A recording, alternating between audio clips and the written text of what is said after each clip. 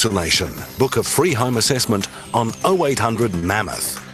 Starting at the top of the country, Northland scattered showers turning into a bit of rain tomorrow evening. Auckland and the Coromandel Peninsula, a bit of heavy rain around, possible thunder at times as well. Easing in Auckland Monday morning and Coromandel in the afternoon tomorrow. Bay of Plenty in Taupō, cloudy with some patchy drizzle tonight, turning into a bit of rain tomorrow evening. Waikato to Manawatu and Gisborne to Wairarapa, mainly fine. Some patchy rain, though, developing in the west tomorrow morning and the east tomorrow evening. Potowhenua to Wellington, mostly cloudy tonight, fine one tomorrow. Nelson and the Marlborough Sounds, a bit of scattered rain around. The remainder of Marlborough, Canterbury to Southland, scattered rain about 5 straight tonight. And from Otago southwards tomorrow evening, Bulla to Fiordland, rain in Fiordland, spreading elsewhere and becoming heavy in Bulla later tomorrow. And the Chatham Islands, a few showers clearing, mostly fine tomorrow. It's 7:05 on Radio Live. It's Sunday Social, an hour dedicated to social media with Vaughan Davis.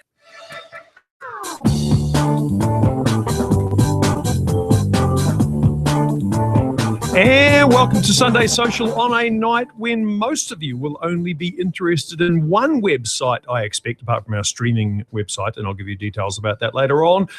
metservice.co.nz, because my golly gosh, here in Auckland it has been bucketing down. Managed to sneak in between the showers, but I don't think I'll be so lucky on the way home. As always, text us 3920 and I will keep a close eye on your tweets. Tweet me at Vaughan Davis. You can follow us on Periscope. Fancy. All the details there are in my tweet at Vaughan Davis. Or if you want, you can watch youtube.com/Vaughan Davis TV for the video. I've got a lovely t-shirt on. I hope you like it. Later in the show, a new take on running, an outstanding and dastardly iPhone flaw that would have you Android users, and yes, I know you're out there and I love you very much. It'll have you cackling in your soup and much, much more. But first,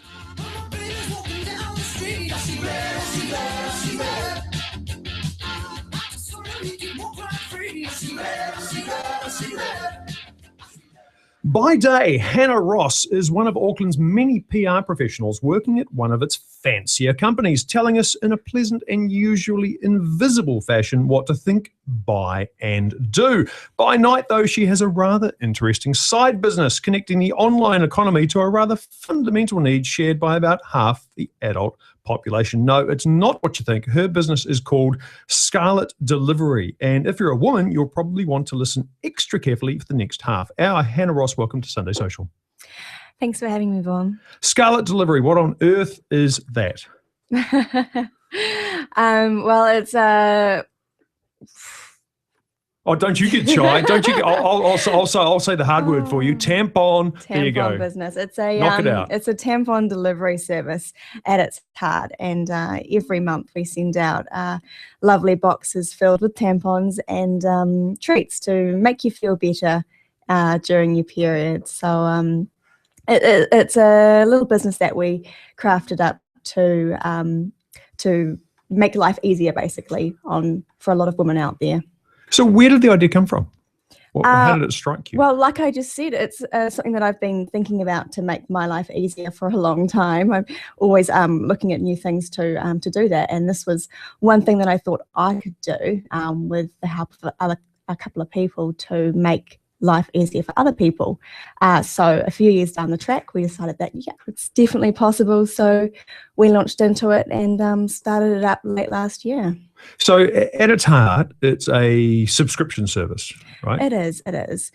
So people sign up once and they put all their personal information onto the website, scarletdelivery.co.nz, and that's their period date, what kind of products they need, and we work it out for them basically and send them a box a couple of days before they need it. But what's the fundamental problem that this website, Scarlet Delivery, is trying to solve? Because last time I checked, dairies and service stations and supermarkets certainly sell tampons and sanitary pads and all those things that you sell. So what is the need that you're meeting? Well, I go to the supermarket, 3, 4, 5 times a week, and holy moly, I always forget to pick up tampons. It's one of those things that you just assume you have enough of. It's like razors, and even when you're at work, when you're out on the town, you realise, oh, I don't have anything. You can probably say that word that you were going to say. And you have to make it inconvenient. You have to leave your friends or whatever you're doing to go out and get supplies, and then you're stuck with this awful box all day. Whereas what we do is we send it to you 2 days before you need them, so you've got a chance to be reminded of the fact that you're going to need them at some point in the next few days, and then put them in your bag or your wallet and carry them around with you. Then you're not stuck with that awful moment of dread. Oh my goodness! Which to be honest happens. is not quite in the same league as a guy going, oh, I'm out of razor blades, therefore I'm going to have a hairy face for a day. Absolutely. Not really.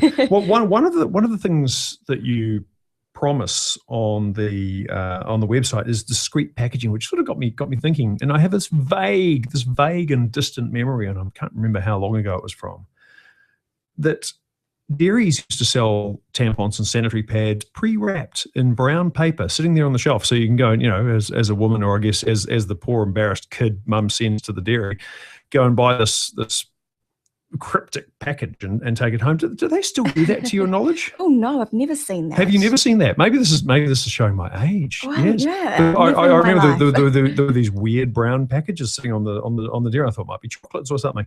And you offer, but you're sort of tapping into that same thought and offering discreet packaging. We are, well, in a way it's discreet. It comes in a white bag, so you have no idea. It could be hair products, it could be a book for your the people who are noticing you getting this package knows. But when you open it up, it's obviously there's branding on the actual packaging that we send out. We just wrap it up in something else. And we actually give out little branded items to our girls as well. Oh, do you? T-shirts and things? We've started with little bags, which I actually use as a wallet at the moment. It holds all my cards, it holds my phone, and it holds tampons too.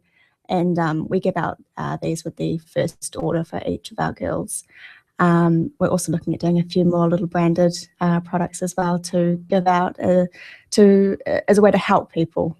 So what's your sell? What's your fundamental argument that tries to tell a woman, hey, don't buy this online from Countdown. Don't rely on the dairy or the service station or whatever. How do you pitch this? How do you convince people? I can't. Oh, what was you had a fantastic little 2-word positioning line. I can't remember what it was. Oh, it was an easy full stop period full stop. There, yeah. Easier period. Easier which is period. very American. Easier period. Well, you can't rely on the supermarket. You can't rely on the dairy. You can't rely on yourself. That's the main thing we're trying to get across. You don't have to rely on yourself remembering to have enough. You're relying on us, and we take that quite seriously, and we ensure that every month, every order goes out at the exact right moment. And sometimes there are little errors and nothing to do with us or the customer, just the way it happens. But we're always pushing to get out every package before it's needed, and that reliability is quite important. And that's really what we stand for as a new business. Well, it's a premium service because you're charging like $30 a month on average for your two main options, and I'll guiltily admit I don't know how much tampon costs, but that seems to be quite an expensive way to meet this monthly need, right? Well, and I know you put other stuff in there. Tampons are expensive. Are they? How much? Yeah. How much they cost? I buy organic ones at the moment. They cost me around $10, and then you've got your pads, which are another $10, and it adds up. And then by the time you put your treats in your courier, it's actually maybe not a bad deal. Tell us about the treats sort of thing. I mean, you've got a bunch of nibbles and chocolate and goodness knows what. Is it just give me chocolate before I kill someone, or is it more about a repositioning of people's periods? Well, we are first off, we don't charge our customers for the treats we include. It's all the cost is worked out with just the courier and the products, and packaging it all up and couriering it out. The treats, we have a couple of product partners that we go to, and we tend to prefer New Zealand companies, people that are making really good, healthy products. So we send them a quick little note. Hey, we tried your product the other day. We love it. We think our girls will love it too. and we built up a partnership with them and get these amazing products out. Like we've had. You sound like a PR person now. Well, with your product partnership. Well, Malarkey. it's essential especially for a new business. We've got a small team, very small. It's just 2 of us, and we couldn't do it by ourselves. And that helps keep the price at a reasonable level for our girls. So I want to talk about the operational side a bit later on, because not everyone wants to start up an online tampon business, but lots of people want to start online businesses. But back to the treat thing, and certainly it was either on your website own blog or something you linked to, talking about making periods a more positive thing, almost to the point of celebration. Is that where your head's at? Well, it's definitely making it less of a taboo subject. Right. A lot of the girls who we have are actually on the younger side, girls 13, 12, 15, 18 even, who still feel it's a bit of an uncomfortable topic to broach with their parents, with the supermarket. And it's just about making that experience a little bit nicer for people. And well, like I said, when I thought of the idea a couple of years ago, the idea was just to send out tampons. And I decided that wouldn't really work, because no one really wants to just receive tampons. The package arrives, there's the anticipation, it's got your name on it, you undo it and you can't, it's tampons. Oh, gosh. So the treats are a really important element about it to soften it, to make people really happy with what they're receiving, to bring a bit of sunshine to their day, really. It could be anything from painkillers through to teas to help with the cramps. And yeah, it's an essential part of the package. Fantastic. You listen to Radio Live. I'm Vaughan Davis on Sunday Social. Do tweet me at Vaughan Davis or text 3920. After the break, back with Hannah Ross from scarletdelivery.co.nz. Paul Henry. We knew he wouldn't step down. This morning, Sepp Blatter has confirmed his arrogance knows no bounds. Obviously, we can't control what he does. What we can control is how we vote. New Zealand has previously supported Sepp Blatter, and there's no doubt we've had some wins with FIFA. The current under-20 tournament is testament to that. But our delegates need to rethink their support of this dubious character. If they do cast their votes in his favour a little bit later on, just in a few hours' time, they could hang their heads in shame. Or they might just know a shabby vote for Blatter is the best thing for the beautiful game down under. Check out the future of mornings, 6 a.m. weekdays, TV3, paulhenry.co.nz, and here on Radio Live.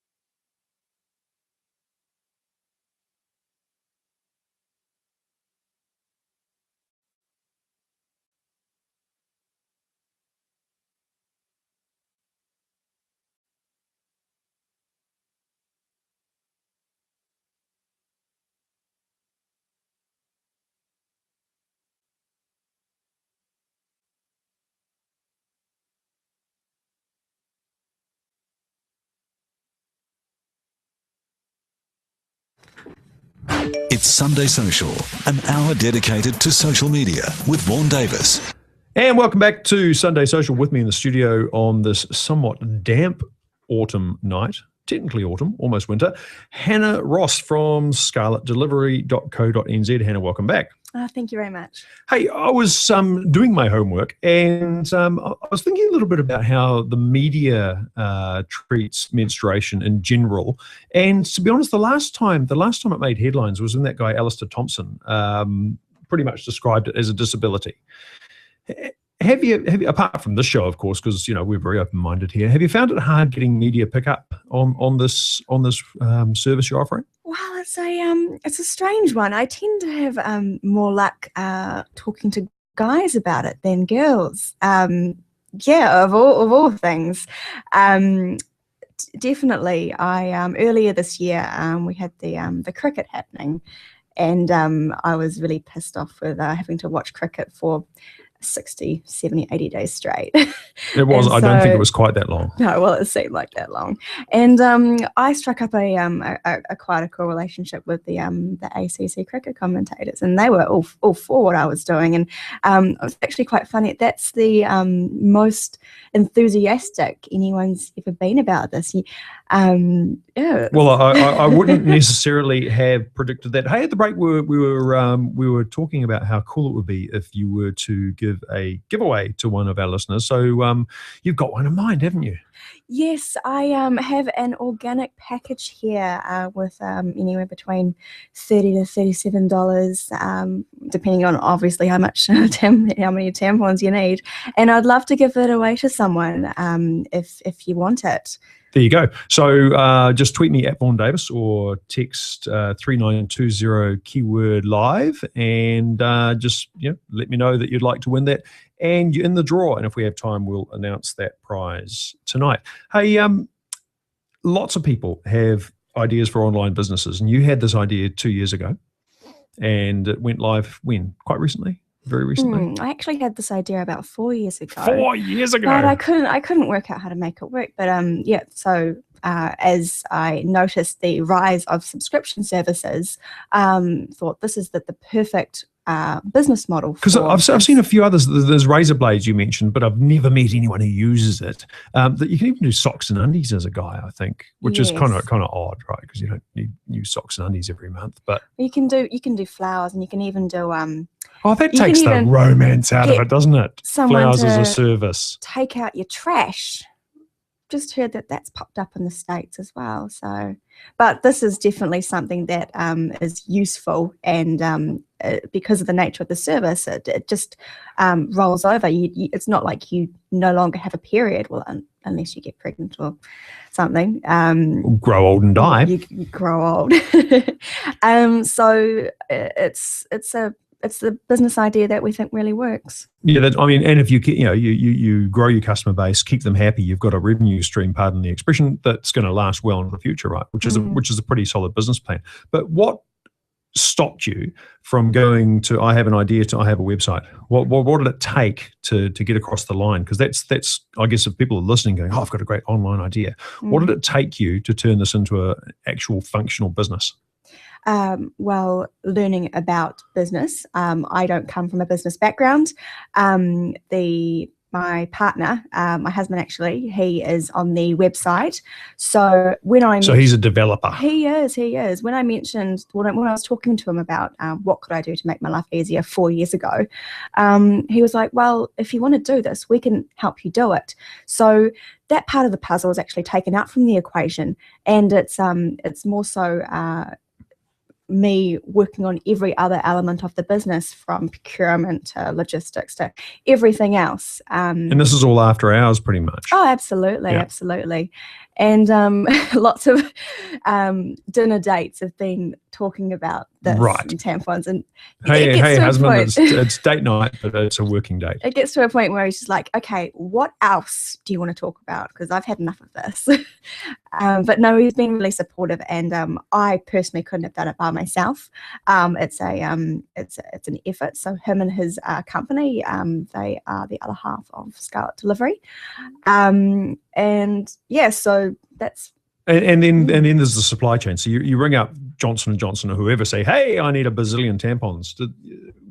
How did that conversation go?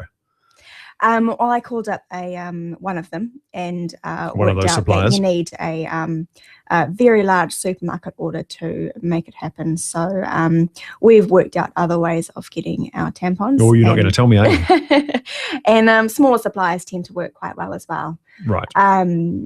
There are a number that we're looking at branching up into other services as well, like moon cups and other ways that other products that people use to manage their period. There you go. We're already getting entries in the prize draw, and interestingly, one from a man on behalf of his girlfriend, which is kind of nice. And so let's talk about who you sell to. You obviously, I'm guessing you had an idea going in of who you thought your customer would be, because you do when you set up a business and you write your website and that sort of stuff. Now that you've got a bunch of customers and they've given you some details in terms of age and various other stuff, has the customer profile surprised you, or is it pretty much what you expected? Well, right from the word go, we had all our obviously our audiences, and they were right from the start. They were heavily weighted towards younger schoolgirls. I think maybe it was just a bit of a funny subject, really. Oh my gosh, you can get tampons delivered. Yes, please. That really surprised me, because on your website, one of the when you sign up. So if you see a registration from Vaughnette Davis, that was me. Research. One of the things you ask people is, do you go to high school? If so, which high school? So you're squarely going for the younger customer. What 13-year-old girl has $30 a month for this? Well, their mum does, right. And their mother wants them to have the best possible experience. I know when I grew up, I didn't really have a good grounding in what it was all about. Had to kind of figure that out myself. And right. These mothers out there are really passionate about giving their daughter a good period experience, and birthday presents, special treats, or even just necessity. You see them asking these questions and just wanting to know as much as they can, because they want their daughter to be treated each month. And it's definitely and going back a little bit to the little piece on the form that says, what school do you go to? That was actually put on there before we launched. So we didn't realize that school kids were going to be such a huge market. But it's definitely something we've clicked onto pretty quickly and are taking a lot of notice of. Okay. You mentioned conversations, and social media is part of the way you promote the business. We talked earlier about it being a bit of a taboo subject. Is it a taboo subject online? Are people going to tweet each other or Facebook message each other about their periods, or is it always still going to be underground? Oh, it's funny to say that. Sometimes we have new customers in particular who direct message us on Facebook and Instagram and just ask us a little bit more about what we do, because it's new to them. They're curious. They don't want to post a message on the page, because then everyone will see that they're looking into this. Yeah, that's right. Well, some do, and others tag their friends to let them know that this is out there. We're definitely seeing as much as you see on the pages, you see just as much behind the scenes, which is really cool to see. And saying that we talk to our customers all the time. We email them every month. We send out little surveys, which aren't surveys, they're just one questions. I think we use like the Ask Nicely form, which is really cool.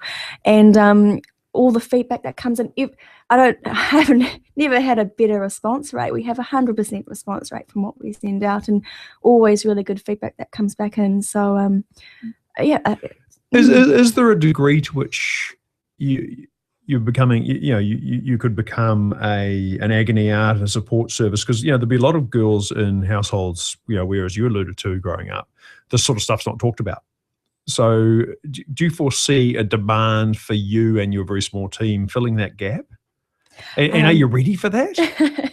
I would love to get into that. I'm starting to slowly with the content that I am curating and producing for our blog and for our social accounts. it's more so there is a lot of that content already out there. Right. So it's just thinking really carefully about the exact questions that people will ask us and our service. Because it gets tricky. I mean, you lapse over into medical advice at some point, and that can happen sort of insidiously, and you suddenly realise that you're giving advice that you might not be qualified to give, right? And I wouldn't give any medical advice. If I was to write something about a medical condition, it would be almost written by a medical professional, and I'd get them to basically sign it off. That's right. So scarletdelivery.co.nz is going great guns. What's in the future? I mean, there's all sorts of things that you get delivered monthly, from Glad Wrap to, because I go through about a roll a month, to chocolate fish. I mean, any plans to expand it beyond the current niche? I see you sell golden candles in the shape of rabbits, and that's an interesting niche. I'm guessing you have a friend who makes them. Any broader plans beyond just the period related products? Well, we do have plans. We've definitely got a plan for the immediate future and the future. I can tell you're not going to tell me what they are. Well, I'm not going to tell you because we have really wanting to focus on getting this and making sure that we've got everyone who wants to sign up to us on the account and servicing them as well as we possibly can before we branch out into other areas. That's definitely what we're focusing on doing at the moment. Fantastic. Hannah Ross from scarletdelivery.co.nz. This is meant to be a secret, but it's your first time on the radio. Thank you so much for joining me on Sunday Social. After the break, Simone McCallum with the week's best social media, internet news, and apps you just have to have, including one which I think is going to change my life on the photography front. Back soon. Radio Live.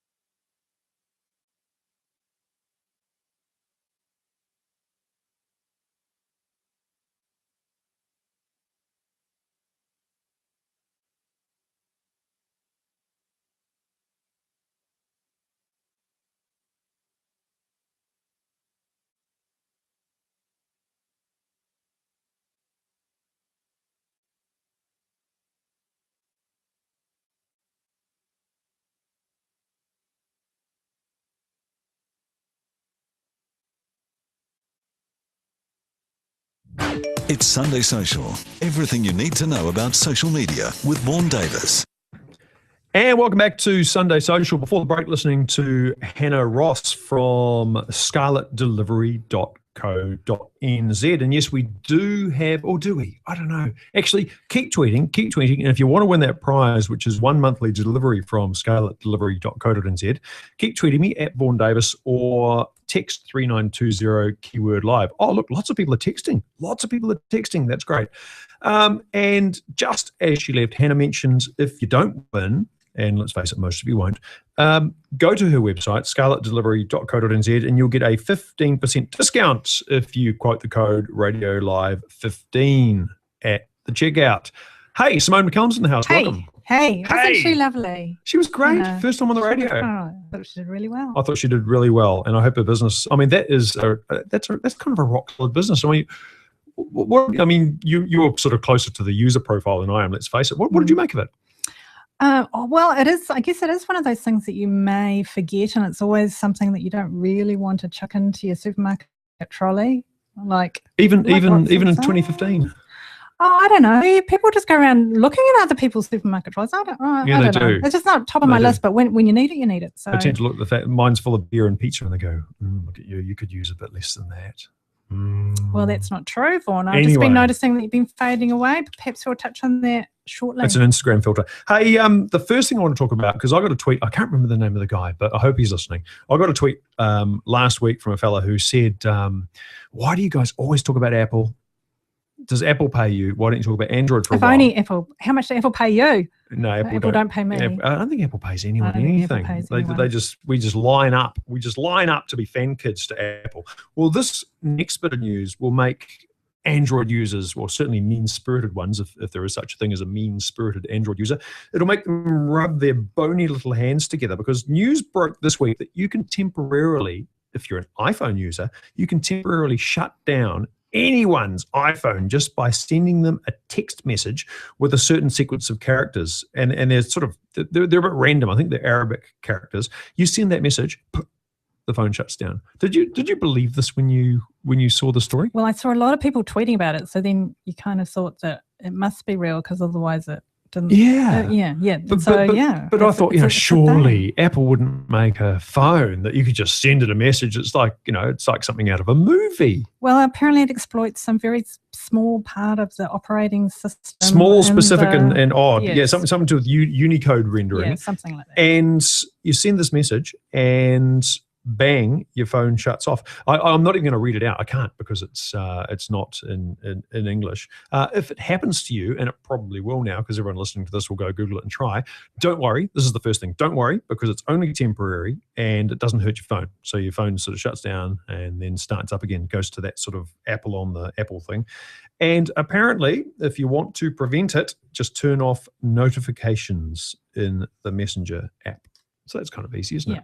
I guess so. If you don't want to have notifications, it's a bit irritating, I guess, if you, in the meantime, want to have notifications while you're waiting for Apple to pay. You don't know that someone's texted you. Yeah, if you're relying on them. Yeah, which is a bit of a drag. The more good news, bad news. The bad news is it also works in Twitter and Snapchat if you use those. But Apple says there is a fix on the way, so we'll stand by for that. And really, that must have been around for a couple of years. Yeah, so, that's the thing. It's taken a long time for someone to work that out. Yeah, it's a vulnerability, I guess the tech people would call it. I don't think they'd go so far as to say, hey, it's a feature, not a bug, but it's a vulnerability. You were saying that one of the things that made you believe it is that everyone was tweeting it, which is kind of interesting. And that kind of leads on to our next story, doesn't it? It does. This is a story about a headline that went around the world recently about chocolate helping you lose weight. I remember that. Based on some research that was done. And it actually turns out it was almost a bit of a sting operation. So some research was done, but very small numbers of participants into this research, and the results were skewed quite heavily. And but it was just the headline that grabbed the headline that was sent out through your normal media channels, and one or two media picked up on it, and then it just spreads like wildfire, like that. And before you know it, it's almost true. And so it just goes to show nobody checked the facts. Nobody at all. Nobody at all. Well, the interesting thing was one of the perpetrators was not just the scientists involved, in inverted commas. It was a science journalist who was kind of despairing at the fact that, there's this rubbish science goes around the world just as fast as good science. And I've got an interesting quote from him. He says, "We don't even have to leave home to do any reporting. We just dip our cups into the daily stream of scientific press releases flowing through our inboxes, tack on a snappy stock photo, and you're done," which is true. Well, it is true, but that's why I guess more long-form or investigative journalism is more favoured by some, rather than just sharing the same old stories that go round and round in the old echo chamber. Absolutely. It's one of those stories that my now 13-year-old son used to say when he was 6 was true enough to believe. I mean, we all want to believe that chocolate makes you lose weight. So, we go, yes, I've finally found the headline I want, and you send it around to all your friends. And the problem is, of course, the retraction is not nearly the story we're discussing right now is not nearly as interesting as another radio conversation about, hey, did you know chocolate makes you lose weight? Yeah. And what media publication wants to publish that they've been sucked in by Sting? Radio Live, that's who. Hey, is social media making us eat badly? This is have you had your dinner? I haven't had my dinner. Oh, I have not had my dinner. I'm hanging out for my dinner. And when I have my dinner, it's going to be a good dinner because I don't fall prey to those social media diet fads. Well, there are a lot of them, and paleo, clean eating, whole foods, just a whole heap of them. And in particular, you can get challenges, I guess, on social media around these particular diets, such as the Whole30 challenge, hashtag Whole30. I've seen that hashtag going around. Particularly popular on Instagram, where you have to follow a specific diet for 30 days, and if you eat one mouthful, so if you get to day 29.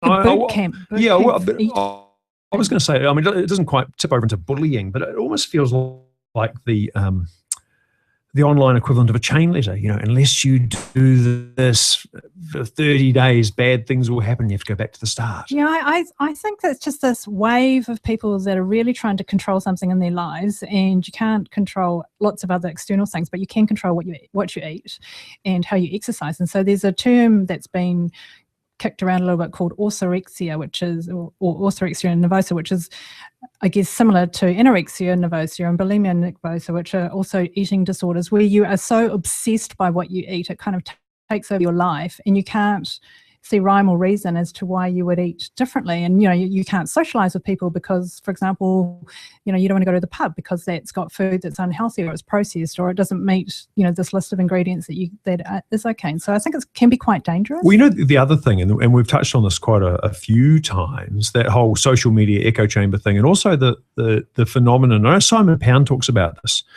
about how social media puts forward your best life, your best self, and you could go on Instagram and go on Facebook and be mistaken for thinking that all people ever do is, bake perfect cakes and go on perfect walks and look at perfect sunsets, and their kids are always winning prizes and stuff. And what you don't see is the stuff in between. So this diet phenomenon, orthorexia, is the same. You just see people tweeting that, I ate this bowl of gruel with, grass on the side or whatever it is diet people eat. Chia seeds. And you could easily mistake that perception for real life. Yeah, and feel that you're falling short personally. Yeah, that's right. You do use it as a bit of a measuring stick, and so you need to be super careful about it. And also just remembering that wellness bloggers, and there are loads of them, are not necessarily trained nutritionists. Well, wellness bloggers sometimes are absolutely bloody charlatans. Well, that's right, they are. So the lady in Australia, whatever her name Belle is. Gibson. Belle Gibson. So she had a ranking app cookbook in eating kind of app, and also a book by Penguin, which they pulled later on because it turned out she was supposedly recovering from cancer, which she didn't have, and a whole lot of other things where she was supposedly donating money, raising money and donating to charities, which also didn't happen. So she was a complete sham. Absolute sham. Hey, just got a tweet in from someone, Peter Arenal on the Pepe is his Twitter handle, and he wanted to talk about the Converged newsroom. And our next story is not so much about the Converged newsroom, but I don't know. It's about the death of bloody journalism getting replaced by anyone with a smartphone. The first story rather excited me, but then I thought, I can't really do the 25th of June. You'll explain better than me. This is the story about NASA. So yes, NASA, I love NASA. I love space. I don't know. I only read the headline. Really, I did go back and have a look at. I read the whole story. But it's about some true. kind of like rocket launch thing. And so NASA, SpaceX. I think it's quite interesting that they're going out and they want to get 50 social media participants to go to kind of blog and tweet and etc. And you will be granted media access, so the same access that the traditional media gets. To this rocket launch SpaceX thing. I think that's just incredible. But I'm surprised that they can't do that already. Like they're asking people to apply. Well, I guess what they're offering is access into the restricted, secure area up close, or close-ish to where the rocket launches from, which is normally where the press and politicians and VIPs. Yeah, I get that. Yeah. But why can't they just go out to a space enthusiast blogger? I'm sure there's tons of them, and say, hey, do you want to come in? Why do they make a big thing of it? To apply? Well, because you have to apply for media credentials anyway, I suppose, is the way. They're an old-fashioned organisation. There was a great story on The Onion recently where I think the headline was NASA announces bold new plan to still exist in 20 years. So, I mean, they are a 60-year-old organisation struggling to remain current in the face of things like, SpaceX and other private space ventures and ISS, European cooperation, the Russians or the Chinese. Everyone's got a rocket these days. So NASA doesn't have the monopoly on that. I see you needed to meet some certain criteria. Oh, did you? You had to actually have a social media account. No, you need to meet the criteria. Oh, there you go. So if you want to do that, you've got till tomorrow. You've got till tomorrow to apply to NASA to become a space tweeting journalist. And the bloody web address is long and convoluted. That was mistake number one. So just Google NASA social media and credentials. You've got to pay for yourself to get there. Oh, yeah. That's the other thing. You've got to fly. You've got to get to Florida. Hey, and number two, just before we go to the break, this is number two, death of journalism. Oh, my God. Snapchat, and I know at ASB you're big fans of the Snapchat. Snapchat is hiring journalists to cover the US presidential election. Yeah, I think this is big news. I think it's a great way for them to interact with people who perhaps never have voted before, that younger demographic, or perhaps people who are not quite 18 but will be turning 18 by the time the election comes around. Well, this is exactly the audience you're connecting with at the bank, right? Yeah, absolutely. And that's the audience that use that particular platform. So it's perfect for them, and probably perfect for Hannah and her business as well, if there are a lot of high school kids. So what are they going to do? What form is this going to take? Well, they're a little bit vague on that. So they're not really saying that they have recruited one of the top CNN political journalists to work for Snapchat just recently, and so he's presumably behind this. But they do have a discover function within Snapchat where you can get kind of news sound bites and snippets through Snapchat platform, but also they do a lot of collation of other people's snaps into a story, and so I'd imagine they'd use those as well as other features. And it actually becomes genuinely useful and an interesting and unique perspective on that story. It's funny, isn't it? Because Snapchat started out, just as a way to send those disappearing messages, and many of them are a little bit, obscene. And it's evolving and maturing into a news channel. And Facebook was the same, right? I mean, Facebook started out as a way to, rate girls at university, and now it's absolutely the mainstream. It is. Well, totally. Hey, Simone McCallum with me after the break. You're listening to Radio Live Sunday Social. I'm Vaughan Davis. Back soon. Paul Henry. Foreign Minister Murray McCulley is looking increasingly uncomfortable about being questioned around the Saudi Arabian sheep deal. You know the one, the $11.5 million taxpayer deal to build an agribusiness hub on a Saudi Arabian farm. John Key says he has confidence in the decisions his foreign minister has made. The problem is that Murray McCulley doesn't look like he has confidence in his own decisions. Murray, you look shifty and trapped. Tip Top's Boysenberry Ripple Ice Cream. It's won the Supreme Award at the New Zealand Ice Cream Awards. It is cold, I know, but do yourself something of a favour and have some this weekend. I mean, 5 years in a row. It can't be that bad, can it? Check out the future of mornings, 6 a.m. weekdays, TV3, paulhenry.co.nz, and here on Radio Live.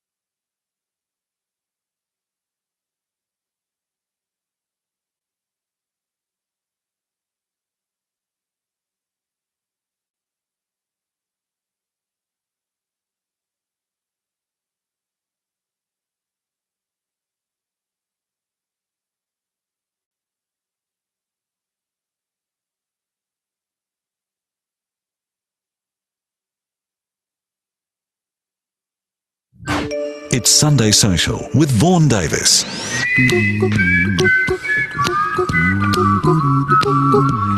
And welcome back to Sunday Social. Where has the evening gone? Thank you so much for joining me, and thank you for tweeting me at Vaughan Davis, watching the video stream, youtube.com/Vaughan Davis TV, and for all your tweets and texts.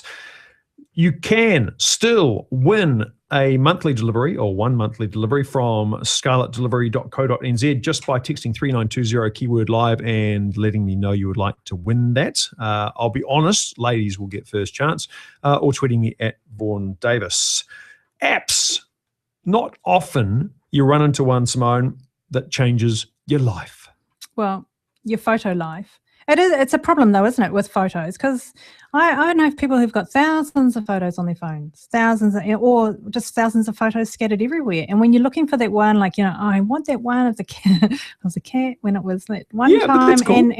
But then just scrolling through thousands and thousands of photos is such a headache. So this week, Google, at their big conference earlier on in the week, launched Google Photos, which is available for free on iOS, Android, and also on the web. Did you say Android? I did. Shout out to the Android users. Shout out. So, and fantastic. So I installed it immediately to see what it did. And so I uploaded all my photos from my phone. It takes a while to do that. Yeah. I must say. Depending on how many you've got. But it was actually pretty quick. Like, it didn't keep on stopping for me. I don't know. You didn't have two teenagers in your house playing League of Legends. Nope. That's what it was. Nope. And so it uploads all your photos, and then it does this sensational thing of categorizing them. So it automatically, using machine learning, categorizes all your photos into different things, actually, is what they call them. And so my different categories are, strangely enough, things like I take a lot of photos of beaches, cats, and food. I feel like we should go on a picnic with your cat to the beach one day. It's a bit disappointing that, but in saying that, it also picked up, for example, it categorized all my running photos as running, so that's created a category of its own. How does it work that out? Just the fact that you are doing it. Oh, okay. I don't know. Yeah. Just people. I don't know. It's very clever. It is very clever. But the problem it solves, and it is a real problem. I probably got 3,000-4,000 photos on my phone.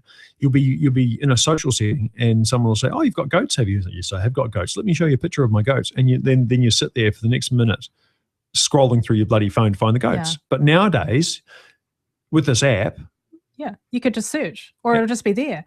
And it also, you can do searches within your categories. So I searched for banana bread in food, and it came up with all the banana bread photos that you've taken. And let's just be clear. So this Google Photos app, it's not, you haven't tagged these photos with the words banana bread. It just knows. Google knows what banana bread looks like, goes and finds it and categorizes it. And I think that is absolutely bloody wonderful. Also, the other thing it does is it categorizes places. So, for example, I've taken some screenshots of a Periscope, actually, with some Westminster, City of Westminster in the background, and it said that's in Westminster. Because Google's been driving around with these vans, and they know what stuff looked like. And the other thing that it does do, which is not yet available in New Zealand, is it categorizes people. And so it uses facial recognition to group all the photos of your kids. I didn't know it wasn't available here, because I tried that and I drew a blank. Hey, we're talking about running just now. Yes. And music streaming app Spotify is trying to get into the running business. Yeah, tell us about it. Well, you told me about it, and then I thought, I'll go and give this a go. And between showers this afternoon, I reinstalled Spotify, because I have to say I'm a Pandora user. Yeah, I mean, you're either one or the other, right? You're a Pandora person or a Spotify person, but I put Spotify in. And Spotify has this new feature. It's not a new app. It's a new feature within their app that chooses music to match your running speed, which sounds like a great idea. It does. So the way you choose from, you have to choose from about a dozen playlists that they provide. So I chose, I think I chose an indie playlist, and it said, now start running to calibrate. So I started running, and after about 30 seconds, it says, you're doing 160 paces per minute. And it started playing music that was at 160 steps per minute. And I just kept pace with it. And along I ran. It was kind of cool. So do you think you went So if you set your pace faster, then that's the problem. Yeah. That's the problem. So I set my pace going. My street's got a little bit of a slope on it. So I set the pace running up the hill, and it told me you've got 100, or in a polite female voice, it says your pace is 160 steps per minute. And that was my pace. And like a good little soldier, I had to keep that pace for the rest of the run. The net effect, I think I ran, I don't know if I ran further than I normally would. It's better running with a person, I think, because you can sort of talk to them and keep pace with them and enjoy their company. But I probably ran slower than I normally would, because I kept pace with this, this strange musical beat of the drum. The beat of the drum, that's right. The other weird thing, and I think this could work. It could work really well. But the weird thing was, it's their playlists. And, there was a thing came out the other week that says our musical preference is set at 33. Did you read that? I heard about it. Yeah. So, you're okay. You've got a year to run. But me, it's well behind me. Most of the music I didn't know. And I don't like listening to music when I'm running that, is not familiar to me or that I don't know or whatever. So if it had been good music, it would have been great. I mean, at the end, I got a couple, the Smiths came up, which is great. Joy Division came up, which is brilliant. Fine Young Cannibals came up. I loved it. If it had been like that for the whole way around, I would totally recommend getting Spotify and using it while running. But as it stands, so. And of course, as you pointed out, unless you've got the premium version, you're paying for data as you run, which can get expensive. And your battery might go flat. Your battery might go flat because you're streaming, and you're listening to ads, which, we love ads. There's some coming up. I implore you, Radio Live listeners, to listen to those ads, because those ads, my friends, are absolutely awesome, but maybe not while you're running.